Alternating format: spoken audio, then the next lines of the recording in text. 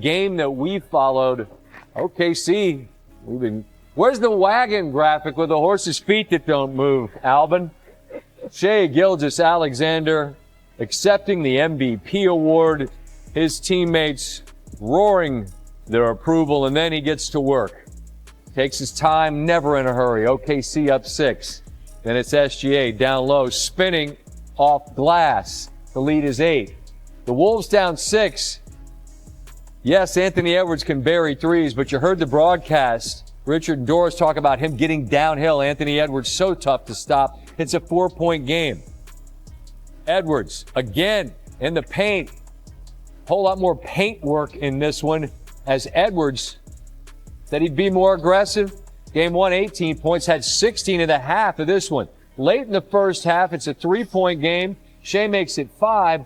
And you heard Tim talk about how Minnesota had a chance to cut the lead to 1. Instead, Shai buries the 3. They had 2 more before the break. They lead by 8, and then the third quarter, they create the real separation.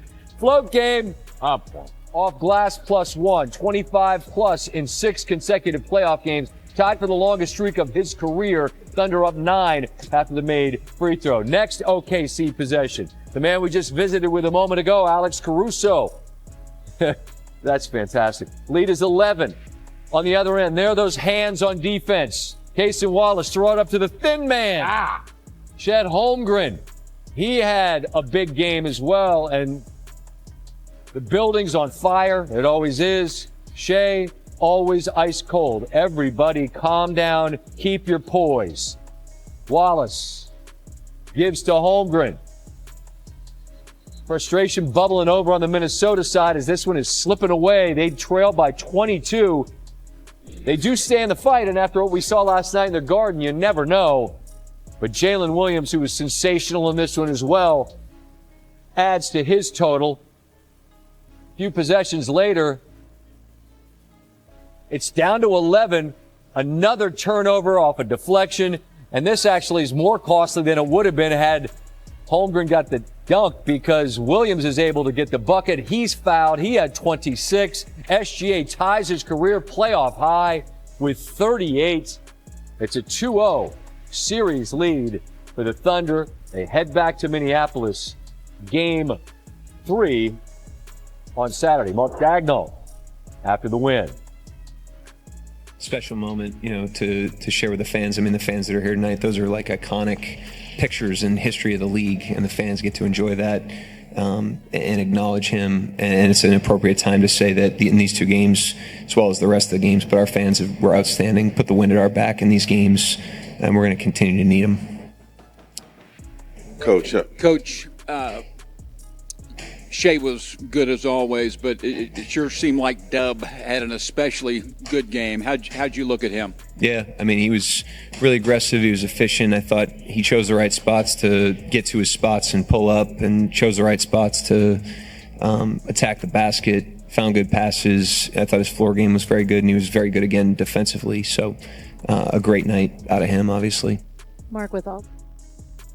Michael Malone joins us now, and this is a treat to be able to do this way. I appreciate you taking the time. And I visited with Alex Caruso after the game, and I talked about charting deflections, and obviously this team is as good as any in terms of doing that. But on a night like tonight, Michael, I'm interested in what you saw from Minnesota and how much their inability to be sharp executing might have conspired in their own demise to some degree. Is that a correct read?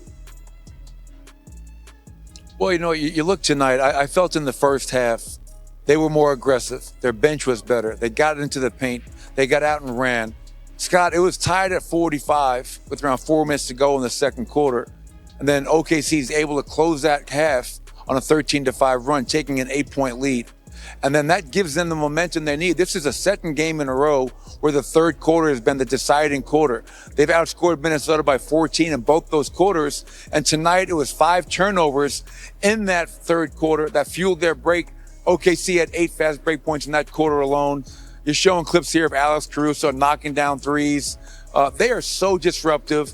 And you can see right here, every time they got a steal, forced a turnover. That fueled their break. And in this building, in front of this crowd, you can't do that. You cannot beat yourself and your opponent in the same game. They're going to have to go home and find a way in game 3, one, to find a way to take care of the ball, and 2, Julius Randle was a DNP in that fourth quarter. Can they find a way to get Julius Randle going? Because tonight, Shai, the MVP, Chet Holmgren, and Jalen Williams contributed at a high level. Julius Randle is going to have to do the same to give Minnesota some life when they go back to the Target Center. We understand that with a great player, and Shai, the MVP, is obviously that, there's no such thing as stopping. You could try to limit, you could try to contain to some degree. So slowing him down is really, really difficult to do. You're familiar with that. As you watch him at his own pace, on his own time, do his thing, what stands out about what makes him so efficient, Michael? Well, one, you talk about the free throw line. During the regular season, he got there around 8.5 times per game.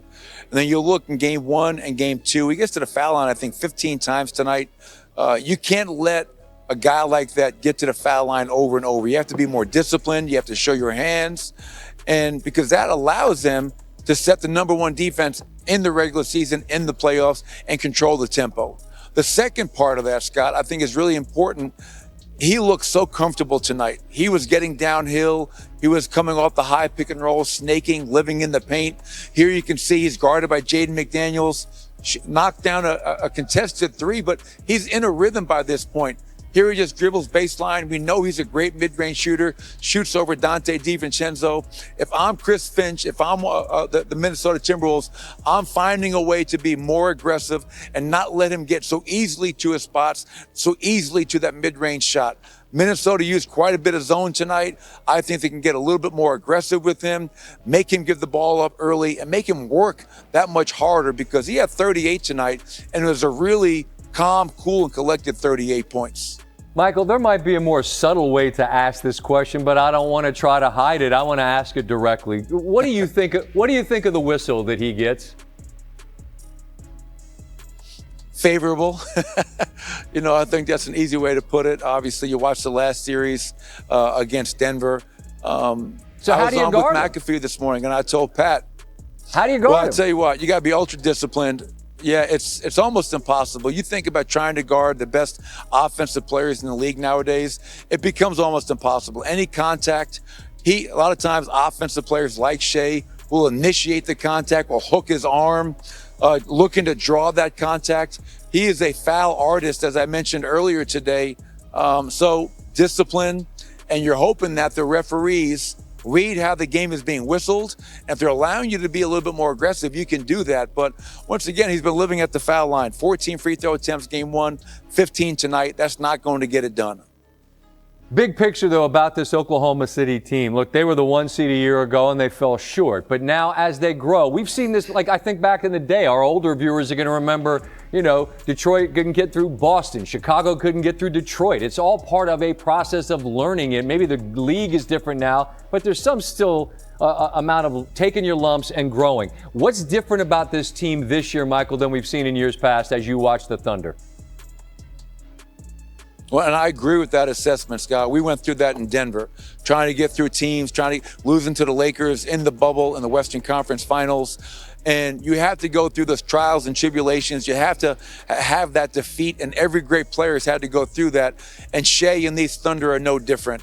They lost last year. They've come back. And they've been focused all year long. What they did this year, winning 68 games, they're 7-1 at home. Their net rating is historical in nature, and it's even improved in the postseason, where you're supposedly playing against the best teams in the NBA. They have continuity, they have belief, they have a great player. Mark Daigneault is a hell of a coach. He and his staff do an outstanding job. And I think they hang their hat on defense. I mean, this team, historically speaking, is one of the best defensive teams that I've ever seen. They make life hell for you. They make you work for everything. And that's where the Minnesota, as they go home, they're going to have to find ways to crack that defense to get Julius Randle going. Anthony Edwards did his job tonight. The bench was much better tonight. Jaden McDaniels had a good game. Julius Randle, Mike Conley, Rudy Gobert, those guys have to give them something. And I've seen it happen. These guys are more than capable of going home in front of their crowd, come game 3. Look, this is just a quick cup of coffee pit stop with us on the TV side. You'll be back on the bench soon, but you're really good at this, Michael, so thanks for taking a minute to visit. What's your favorite team? Comment below, and if you liked the video, please leave a like. This really helps the channel grow and brings you even more content. Oh, and if you're not subscribed yet, what are you waiting for? Click the subscribe button and activate the bell to receive all notifications. With each game, we noticed that the NBA is getting more competitive every day, and all the teams are looking for reinforcements to win the championship. And only here can you follow your favorite team daily with incredible content from different sources.